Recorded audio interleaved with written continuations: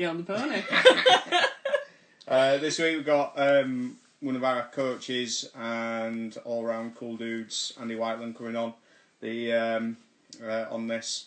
So, Marie, invite Andy. So press the two. Are you going to say who he is? I don't want to say. I don't want to spoiler. No spoiler alerts. Andy Whitelam is, if you click that view, he's one of our coaches. He looks after the beginner program, the beginner BJJ program, which has been going amazingly over the last year of us doing this. We're just going to invite him onto the chat now. That's why Marie's disappeared. Hopefully that's going to work. He's a purple belt at our gym. Yeah. Teaches a beginner's class. Yeah. Doing an excellent job. He's got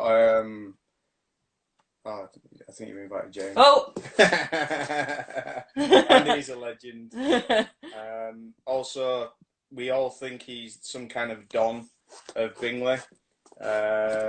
Steve often accuses Andy of being... Yay! Hey! So I'm just doing a really bad job of introducing what is an awesome human being that is you, Andy Whitelam. Thank you very much. Can you hear me all right? I've got this funny thing in. Yeah, good. Absolutely fine. So, yeah, we're just saying you're purple belt at SBG Bradford. You've been doing an absolutely fantastic job with the Beginners BJJ program.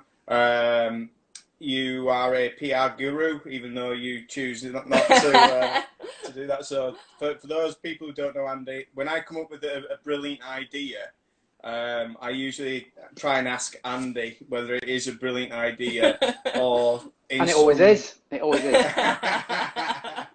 So Andy's probably saved the club's reputation on many occasions when I've got a bit crackers and decided I want to do something a bit crazy. So welcome to the podcast, the live, all the things, Andy. Well, thank you very much, Mark and Marie, for inviting me on. I think the Get back on the pony, is it called? Sorry, what is it? Get on the pony. Get on the pony is a fantastic, proven already to be a winning format.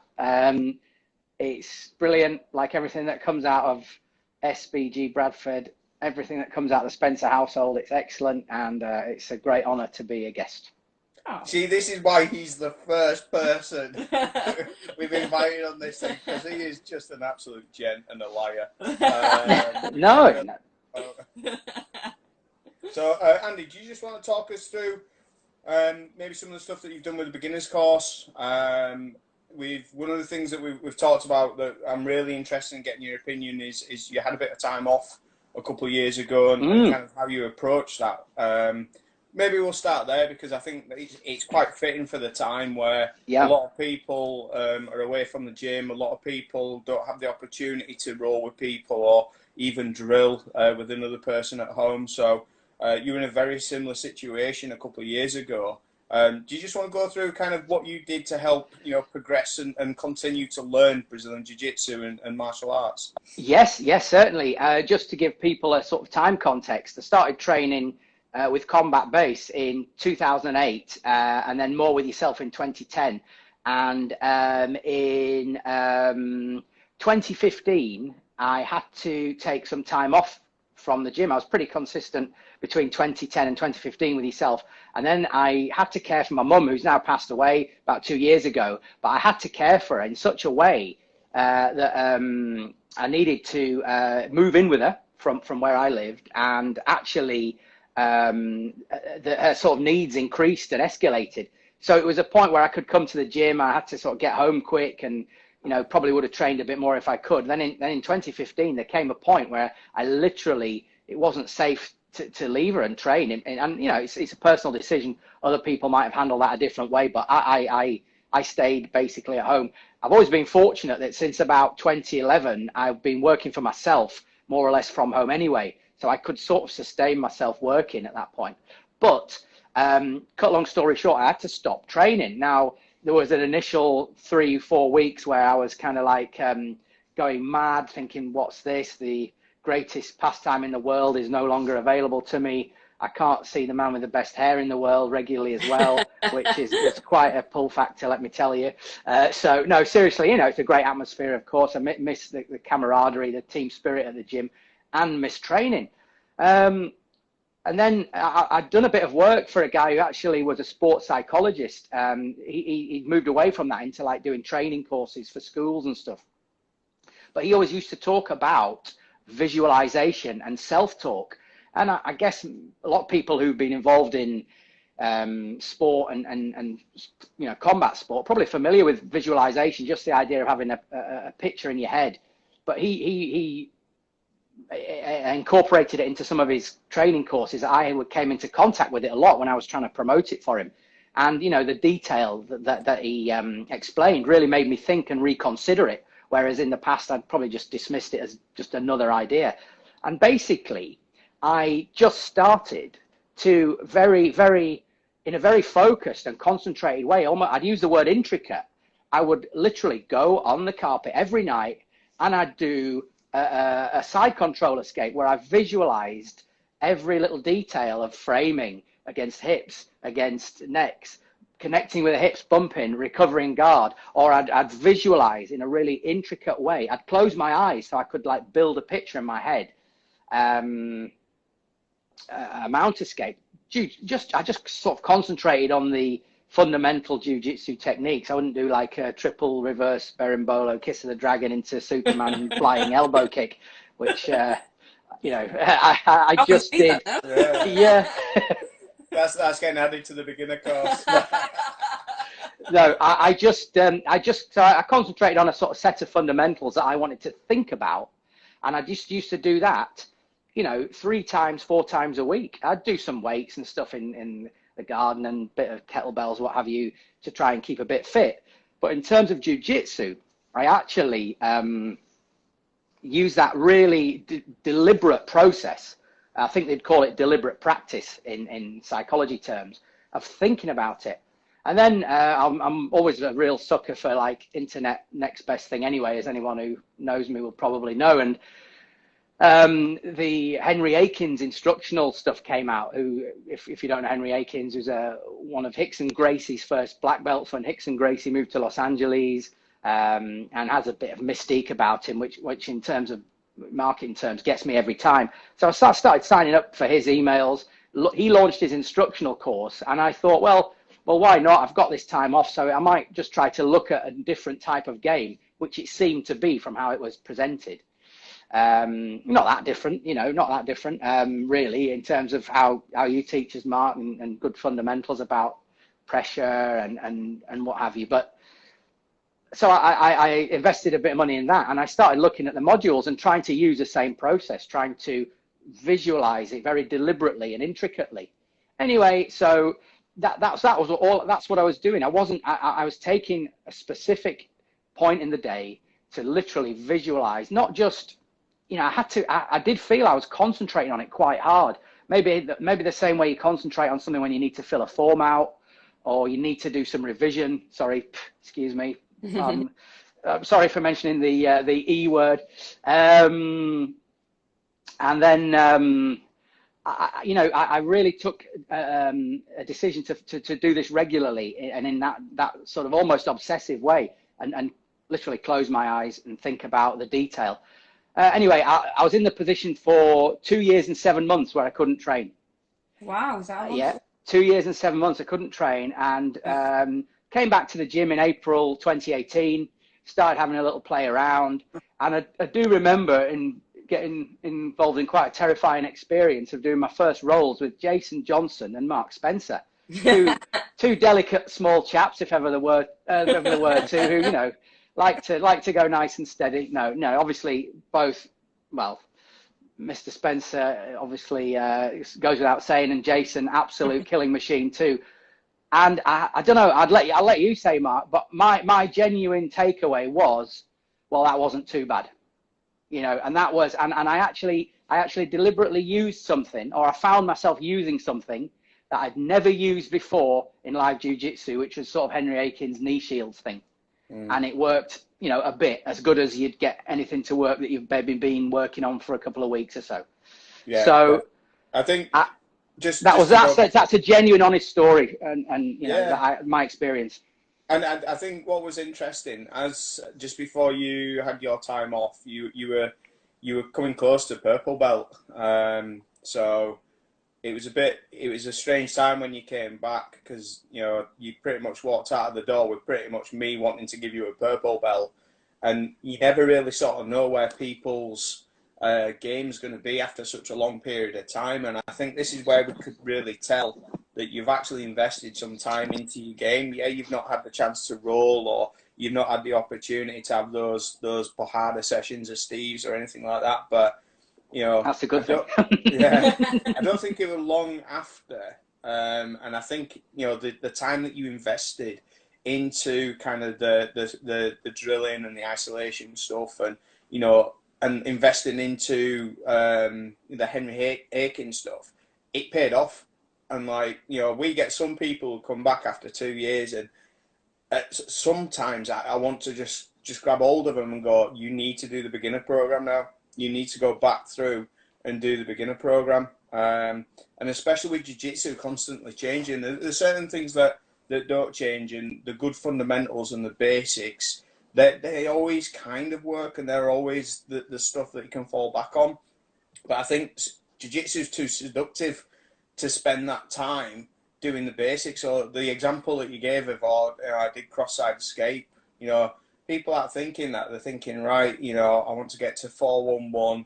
I want to do, like you say, the berimbolo, spinny leg lock of death and things like that. So I think that were a testament to kind of how you've approached that time off, and hopefully some people learn from that. Did you watch any matches or anything, or was it just instructional?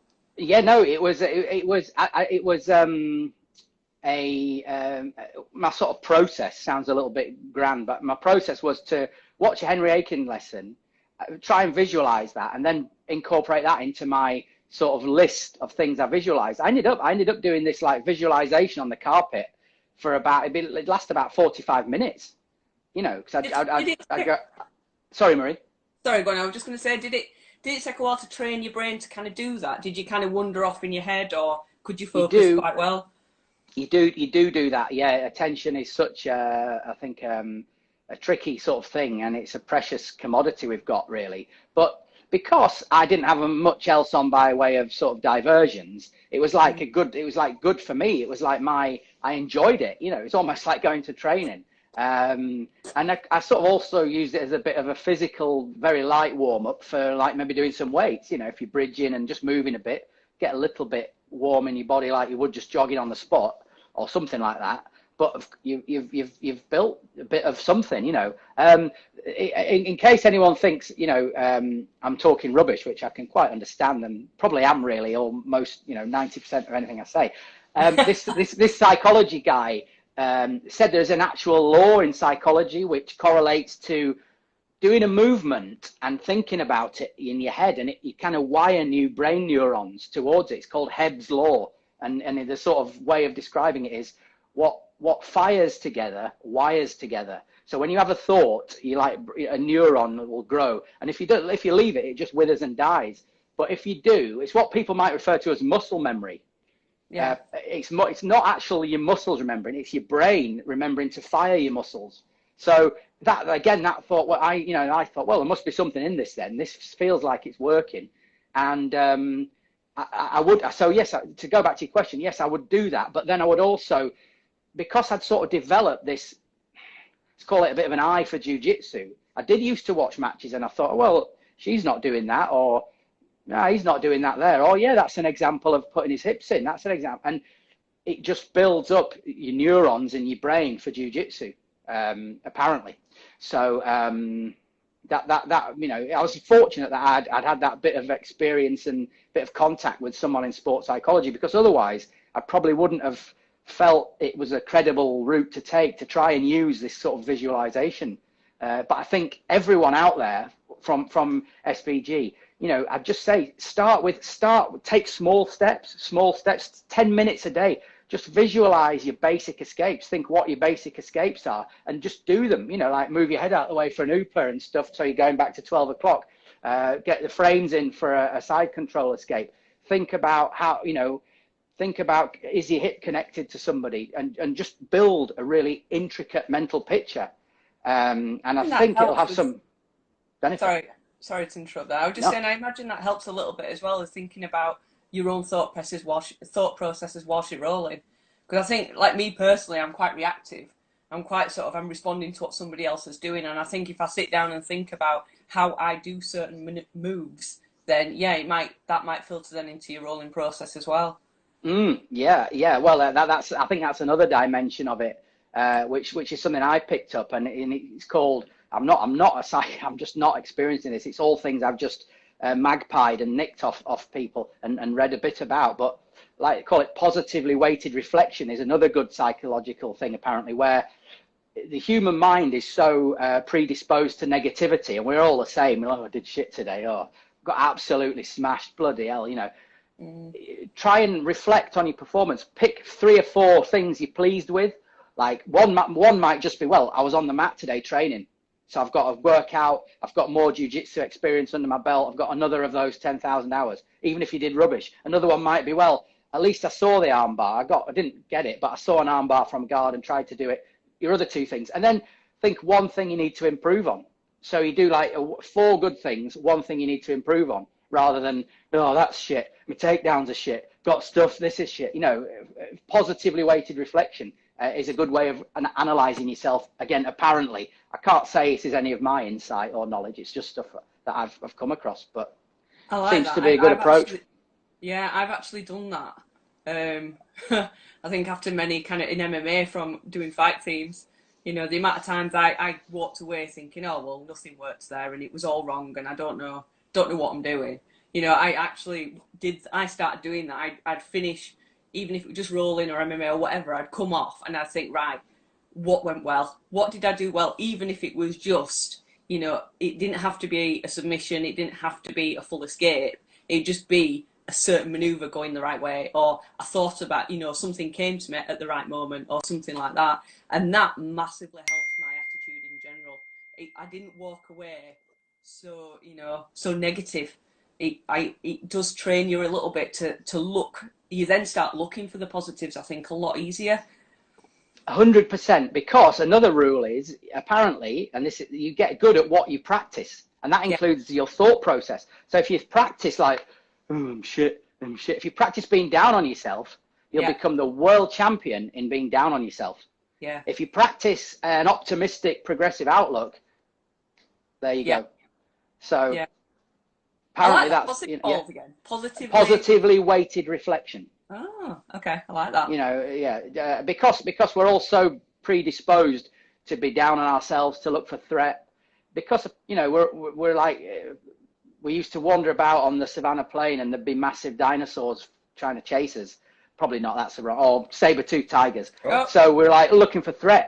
So that is still the human mindset naturally, unless you take sort of proactive steps to sort of counteract it. Apparently, I keep saying apparently because it's none of my insight. I'm not an expert. It's just stuff that I've picked and nicked and magpied off stuff. But it seems a really, really apt approach for jiu-jitsu. And maybe that's what else I'd say to people, as well as trying to spend some time every day focusing visually and visualizing on something, either old technique or something, or some jiu-jitsu technique.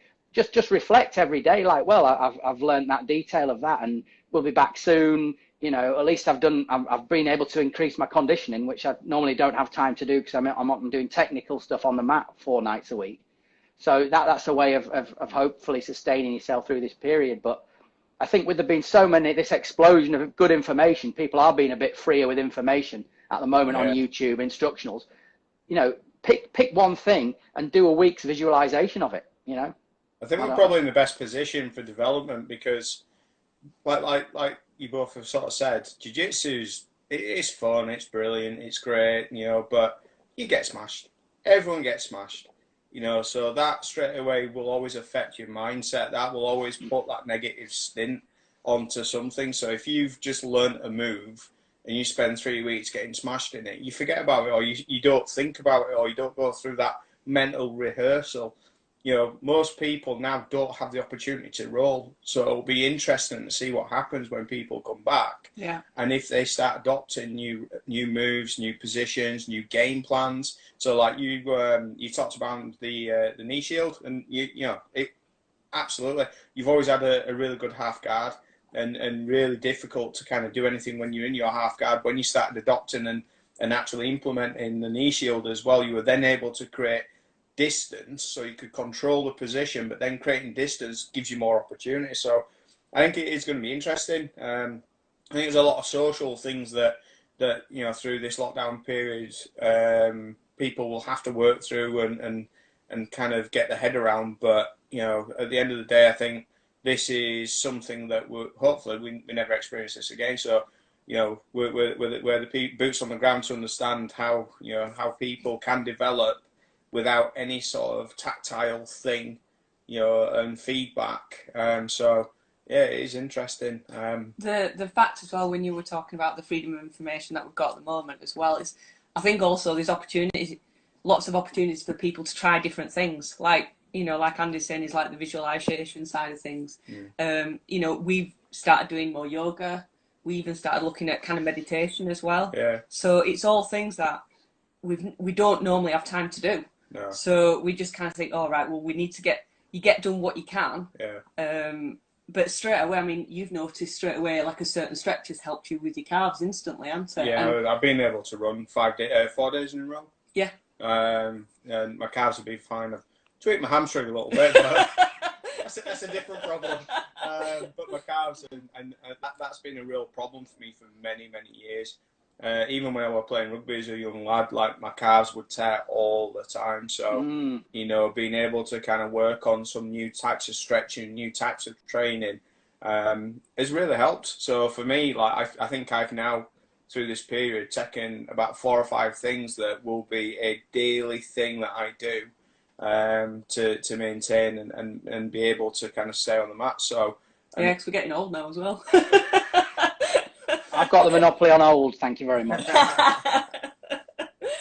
So, I mean, you mentioned like Henry Aiken and like Henry's just joined SBG, which I think is fantastic. I mean, you know, well done, Matt Thornton, for that, because you know, and I know you spend a lot more time kind of studying the Henry Aiken syllabus, as does Steve Murgatroyd, but which allows me to kind of go and look at other stuff, because I can learn all the Henry Aiken stuff off yourself. But now, you know, there's a possibility that he may start popping up on some of the UK scene training days at SBG. So I can't wait. I'm so excited. And before, you know, that does happen, if that does happen, or if we go over to America, you know, you and Steve and the stuff that you're teaching in the class at the moment is just brilliant. It's, you know, the Soul Stealer and the some of the other pressure-based stuff has been super fun for me, and I've really enjoyed being able to implement that. Other people maybe not so much, but yeah, I think it's really good. So, apart from Henry Aiken, is there anyone else you sort of follow or you enjoy watching? Well, I'll come to that in a second. I just before we move on, I better just credit the guy who I've been talking about. Otherwise, he'll bash me. But if you're interested, it's the website is tougherminds.co.uk. I've just posted it on the chat, so I think you can see the address, tougherminds.co.uk.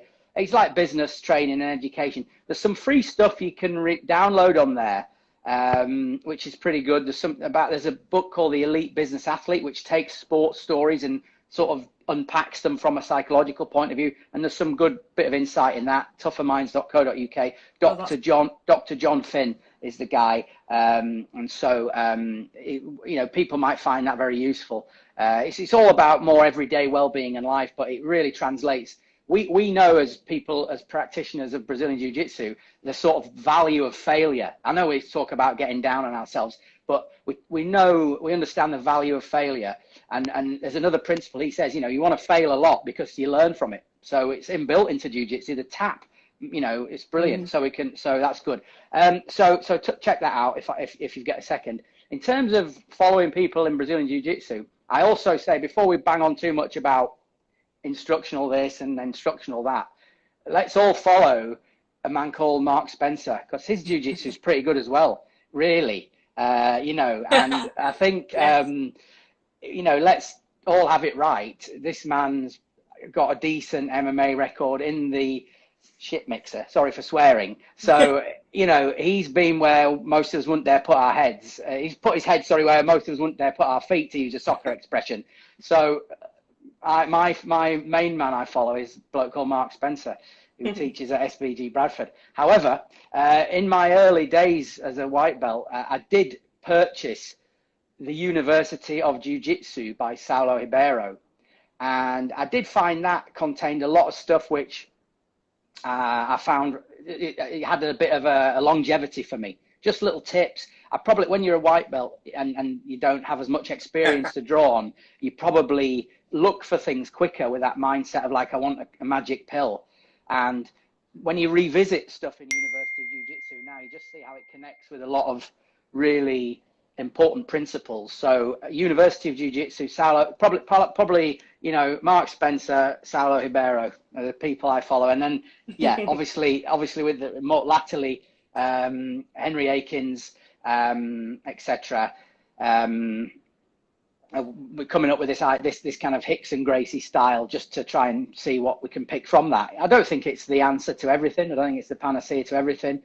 We've been having some amazing classes from Matt Byrne, of course, who's got the more competition orientated stuff. But again, there's so much in that just feels unstoppable, invisible, so clever. So I think it's brilliant now at SBG, the way we have this mix of influences. It really makes it fantastic.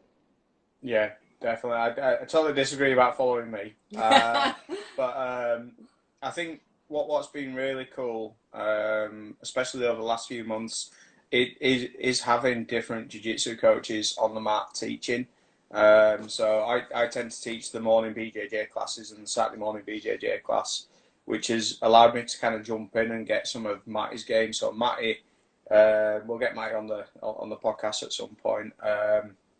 But he's one of our purple belts. But he's been really focusing on the Mendes style of jiu-jitsu, which I've really enjoyed. I'm really enjoying kind of picking up bits, getting a chance to drill that. You know, what you're doing with the beginners, when we discuss what the classes are and we go through those plans, and you kind of show me some of the things that you're learning and you're doing through your kind of research. It's making me adapt and change some of the things that I'm doing across all the grappling classes, and Steve is just class at the moment. I think because Steve is fatter than me, but he's going to have something to say about that. It's already on. I'm not waiting for him. It's already moved on. But no, Steve, we're quite similar in size. He is a bit older, but some of the stuff that he's been teaching, I've been able to pick up straight away and implement into my game. So the heavy kind of side control, half guard stuff that he was doing, the soul stealer, like straight away I could adapt and put that into pretty much 100% of my game. Oh dear. No, Carry on, go. Stevie's not coming on. So yeah. Mr. D off there, Steve. Never mind. Breath in. What does that mean?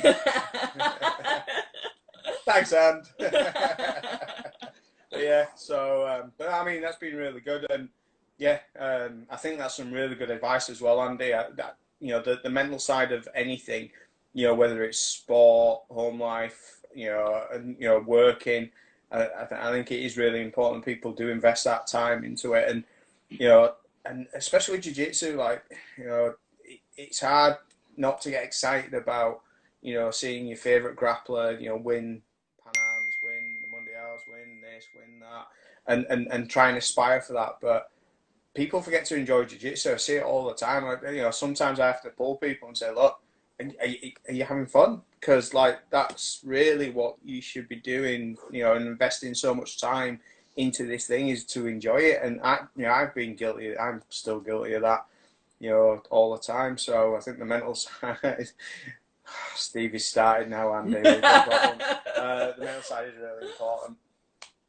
Yeah, you can take that into your home life as well, can't you? Yeah. That's the other thing. Like, you know, we've talked about how you can apply it in jiu-jitsu and how that works on the mats, but also you can then, puts you in a better place positively in home life, and especially at the moment when we're all very restricted in what we can do. You know, it's any kind of positivity is useful.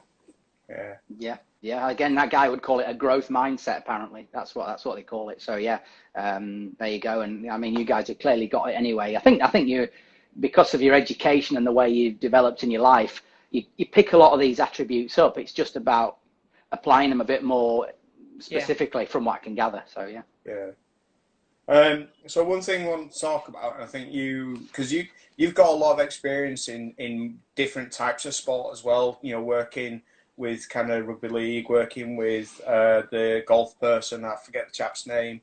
So that's the same guy actually. Is it the same guy? Sorry. Yeah. So I know we talk around kind of some of your past experiences, and one of the things from a PR point of view, I'd love to get your opinion on is the UFC, who until recently was still trying to have an event next week. So Dana White on this week, I think it was Wednesday, did a short interview with ESPN to say, you know, unfortunately Disney, who own ESPN and, you know, and major partners within the UFC now, they've told the UFC to kind of halt and stop and cease and desist. So when you first saw through this kind of lockdown that the UFC was still trying to hold an event, what were your initial opinion? What were your initial kind of thoughts when you saw? Because like we talked about this a lot. We're like, they're trying to do what? And then there were stories of they're going to get an island, and then it was just like a supervillain, wasn't it? It just and like Enter the Dragon. I think James Doyle actually put a cool picture of Dana White as the bad guy of Enter the Dragon. So, what were your initial takeaways when you saw it, that they were still trying to do it?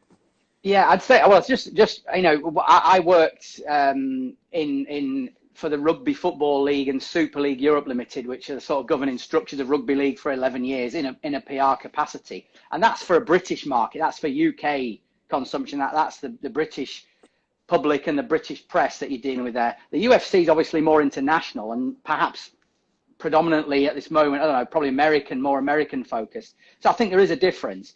My reaction was it didn't do them any credit.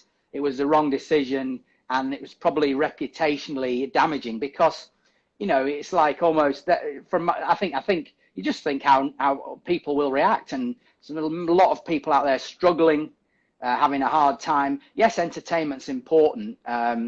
Yes, distractions are important, but there's other things you can do to entertain yourself. And this big, powerful, wealthy body, this entity was using all its resources to, you know, just create a spectacle. And I think ideally, my reaction was it was the wrong thing to do.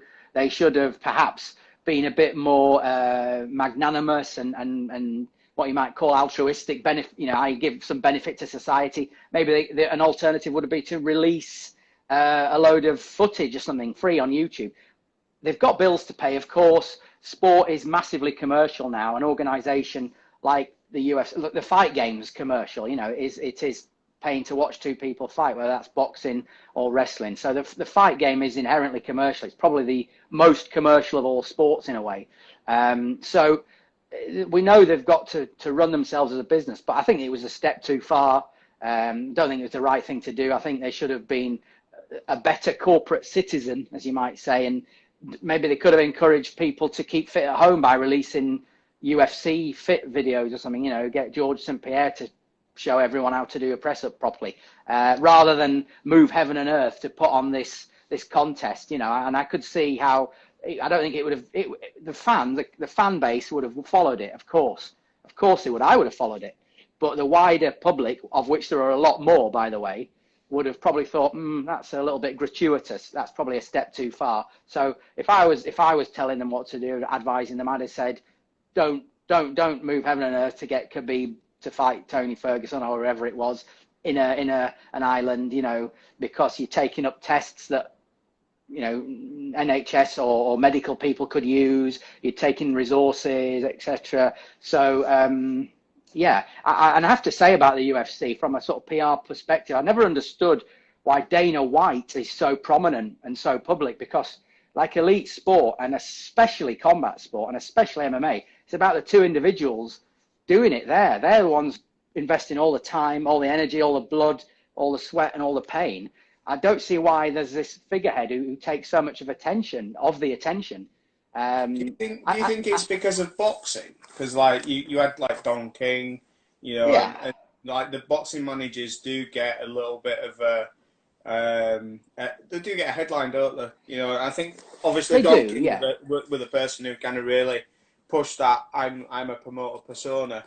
And I think we see this even sometimes in the lower levels where, you know, the promoter becomes part of the actual show. So for me, I think maybe it was just something that was taken from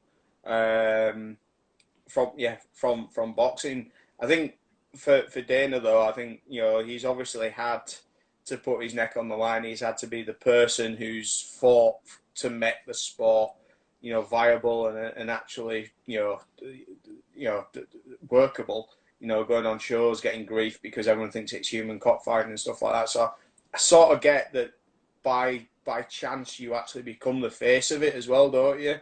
Well, I think you're right. I think but I would say there's a big difference between an advocate for it, like a firm, committed advocate for it and advancing a decent argument, but also then stepping back at the right time. And someone, Usman's just mentioned Eddie Hearn, and it is a boxing thing, as you say. It is a boxing sort of set piece. I know it's different in combat sport. The promoter does have a role to play. It is not the same as football, what have you. But to me, it's still all about the athletes. Athletes first, fighters first, coaches second, administrators, you know, a long way in the distance, because they just, you know, I wouldn't dare get in an MMA cage. So anyone who does, all credit to them, and they should get all the attention and all the praise. So I think if you're running a sport, you can advocate for it, you can promote it, use the athletes to promote it. You know, I don't know how much more powerful might it have been if they got. I'm just thinking on George St. Pierre, because I just watched a bit of his career on BT Sport actually, you know, he could have been an advocate for it, saying, look, I don't regard it as, I want to do this. I'm a willing participant. I do this. I've got this skill set. I think that might have been more compelling than a sort of Las Vegas corporate boxing promoter-esque bloke. It's different. It's different tastes and different responses. America's a lot different to Britain in the media and in terms of attitudes. But I think it's possibly a bit old-fashioned because I am old. But I don't like to see non-combatants up there as much as the people who are actually doing it. Yeah, I think I don't know why, because I've been involved with mixed martial arts since 2000. What? Yeah, I think in 2000. So like 20 years now. And you know, Wow. I've dealt with people at all various different levels, and I think the things that I'm after doing. And how they're approaching the sport base, kind of where, you know, we are the kind of governing body. We want the best out of the sport. We want to make it an Olympic sport. We want to focus on, you know, getting kids involved and things like that. I think that's the traditional sport kind of route, I guess, which would fit, and you could put a parallel with like rugby league or some other stuff. I think the way that kind of the UFC started, you was always on the back foot. So I think, you know, he took over in what were it, like 20 or 30 UFCs or something like that. And you've had 20 events where you've got politicians trying to shoot you down. You've got, you know, the headline is there are no rules. You've got a guy in a gi, you know, punching a guy in a karate suit. And I think I wouldn't know how I would approach that. I think the stuff that IMAF are doing and how they're getting off that, so they're the International Mixed Martial Arts Federation. I think they're in a better place to kind of adopt the sport style and you know, and become, you know, like rugby league. I think UFC will always be more of a spectacle, and you know, I agree though. I think that the athletes should take precedence over kind of the promoter. Part of me wanted to see how on earth they would do the event in lockdown. So there's a bit of me like, you know, from my day job of kind of managing, and I've managed some large projects with, people distributed across two different countries, moving a whole pile of servers into two. So that kind of logistics I was fascinated to see how he would do it. But I think for everyone, it has been the right decision. I think we were saying, weren't we, regardless of doing it behind closed doors and on an island, how many people have you got together that need to be part of that? Crew, medical professionals, all sorts of people.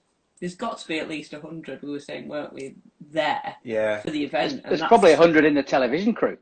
Alone, without any officials.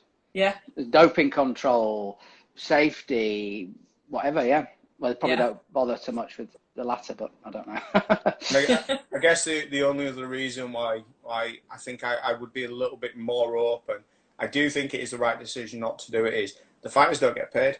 If they don't fight, they don't get paid. So, they're pretty much independent contractors. So, for me, like, this is why it wasn't straight away, this is bad, you shouldn't be doing this. It's people don't get paid. Television people don't get paid. So, like, when this first started, the BBC they had a couple of news articles around, people in the acting and performing trades who they're not getting paid. So, fighters, they're independent contractors. I'm guessing WWE would be the exact same. They're not actually, hired by, I don't think so. I think they're still considered contractors, but, if you don't do the work, you don't get paid. So I think I was maybe a little bit more open, but I think you're right. I think,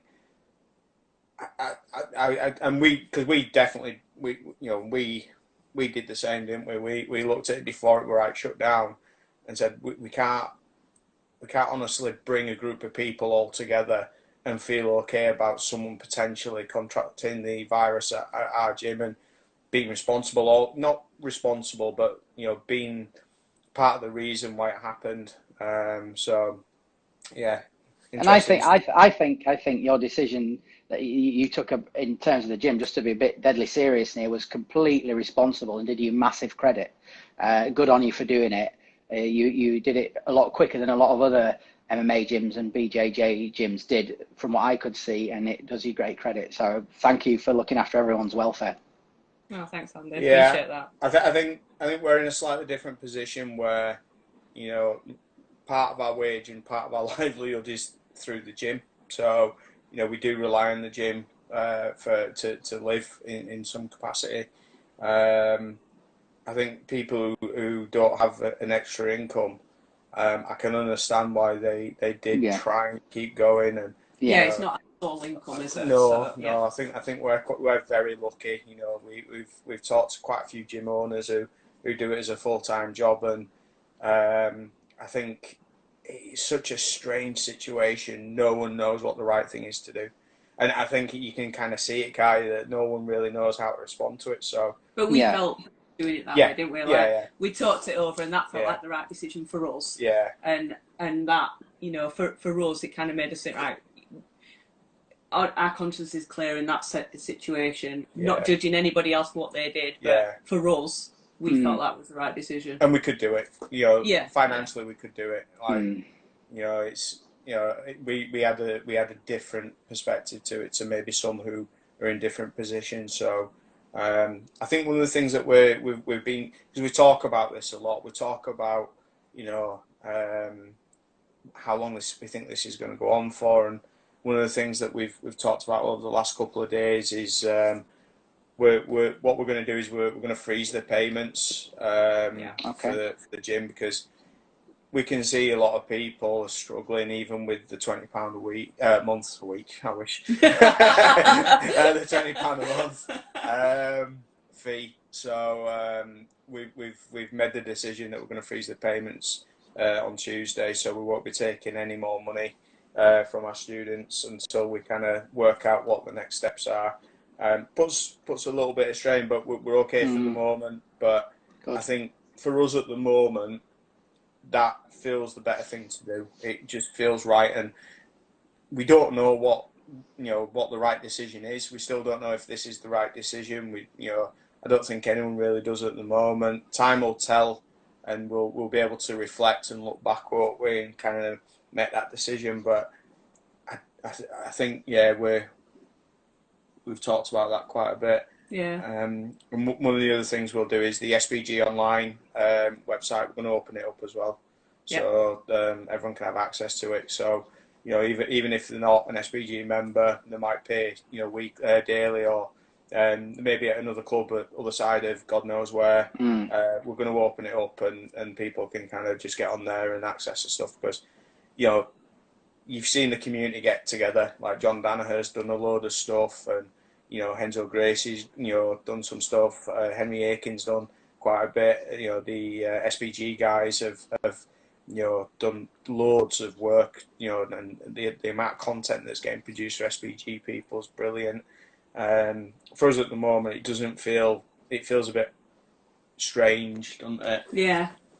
So we feel like we're not really providing a service at the moment, so it feels odd for people to pay monthly for that. Obviously, we're putting stuff online, but you're still working as well, so it's not like we can invest that time in. That some people are being able to do kind of the online classes and things like that.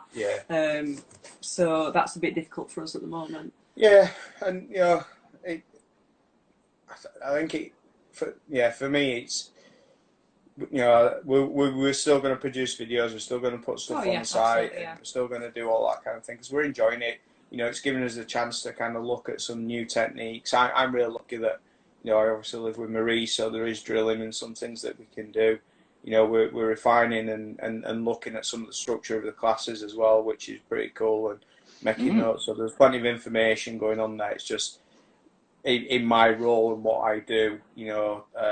Our business, we're considered essential workers, so we support a lot of people in Bradford, and I look after the IT for that company. So at the moment, it is a lot of trying to mobilise people, get people working from home, making sure everyone's safe and doing the right thing. So in the next couple of weeks, I should have a bit more time to spend a bit of time on an evening producing some more video content, and maybe even do some live classes as well. I know a lot of people are doing some live classes at the moment. I have to have a think about the structure and stuff, but so Well, sorry, Marie. I'll just say that obviously, if you hadn't shut down, you would have been shut down now, wouldn't you, out of choice? Yeah. So that sort of shows to me it's the right thing. I doesn't take a genius to understand how it might be spread. Any infection might be spread when you're in such close proximity.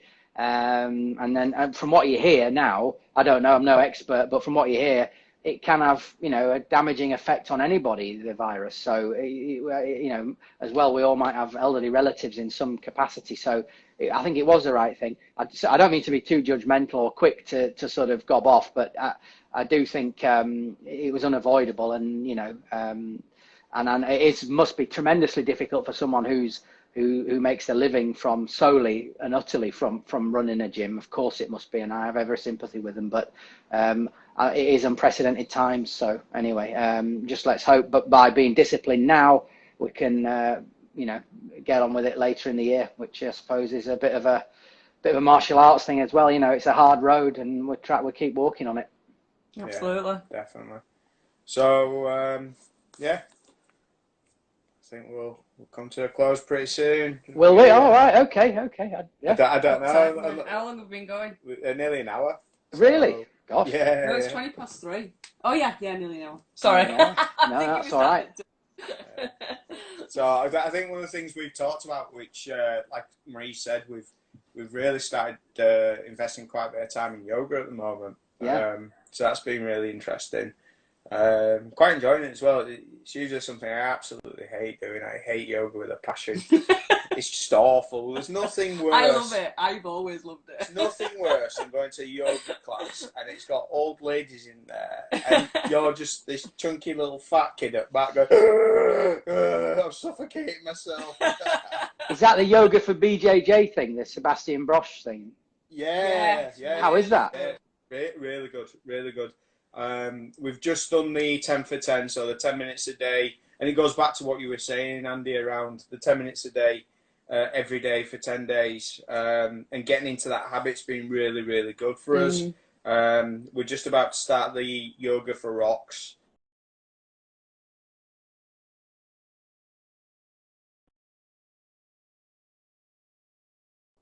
Oh, you're back? Yeah, we're back. Yeah. Yoga for rocks is when it cut out.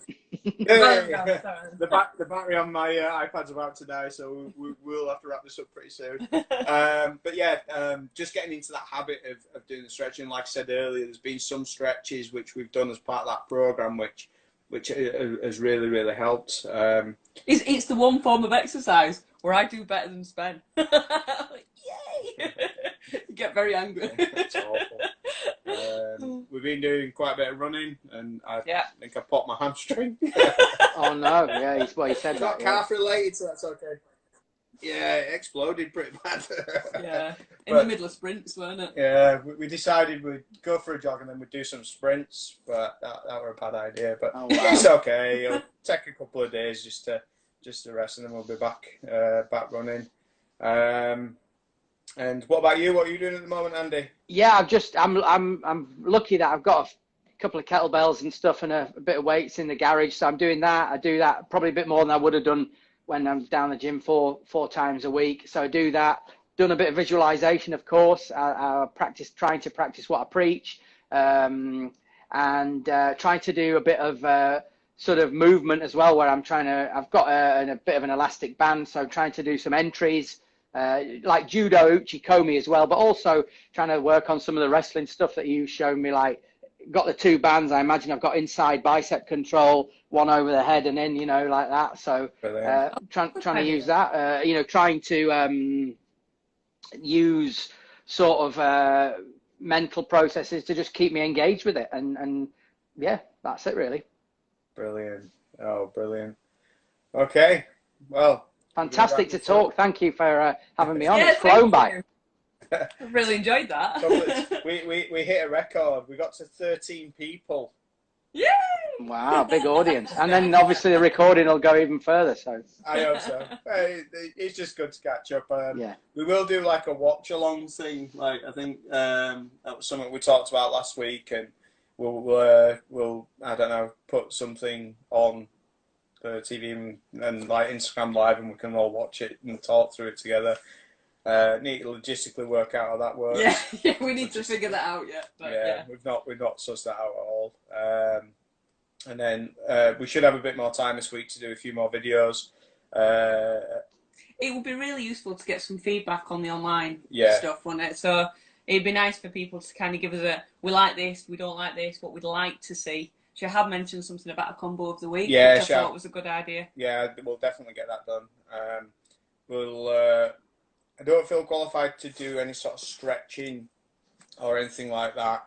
But what I might do is like a follow along. We'll get a YouTube yoga thing, which we can share out to everyone, and maybe do that on an evening.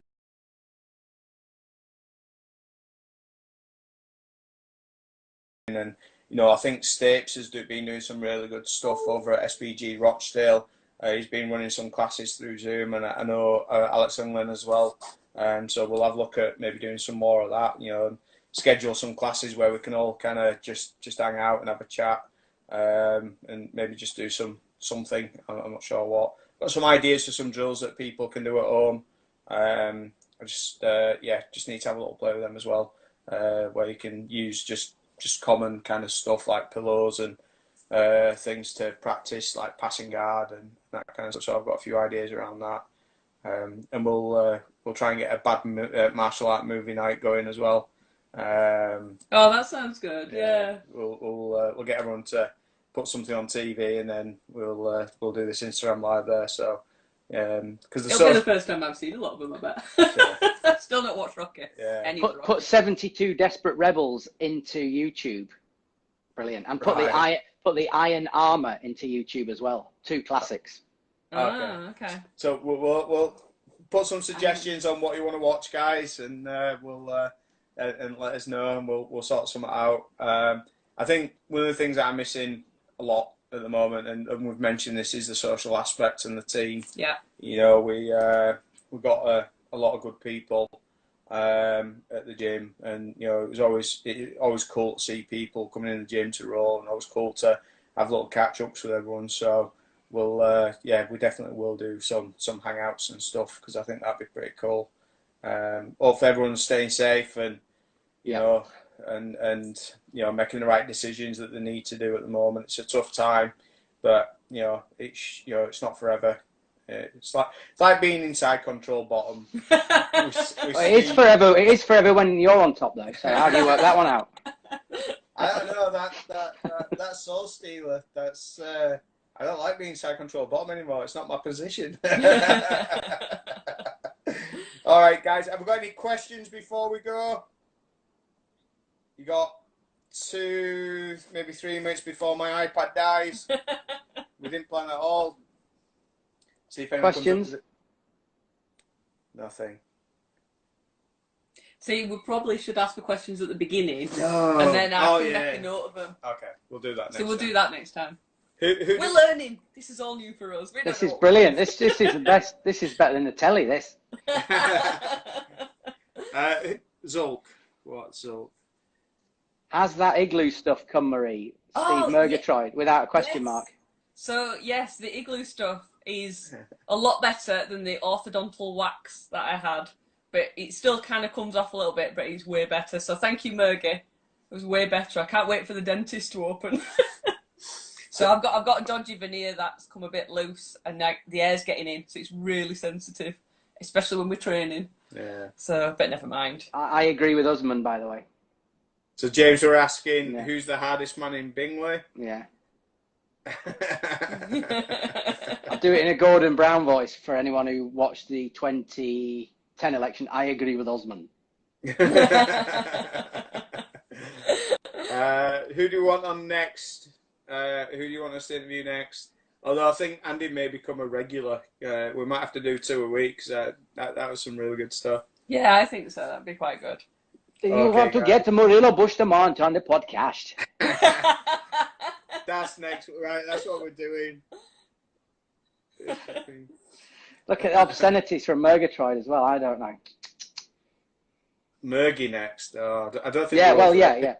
Get him on Murgy. Yeah, definitely Steve. Yeah. Yeah, with a bleep button.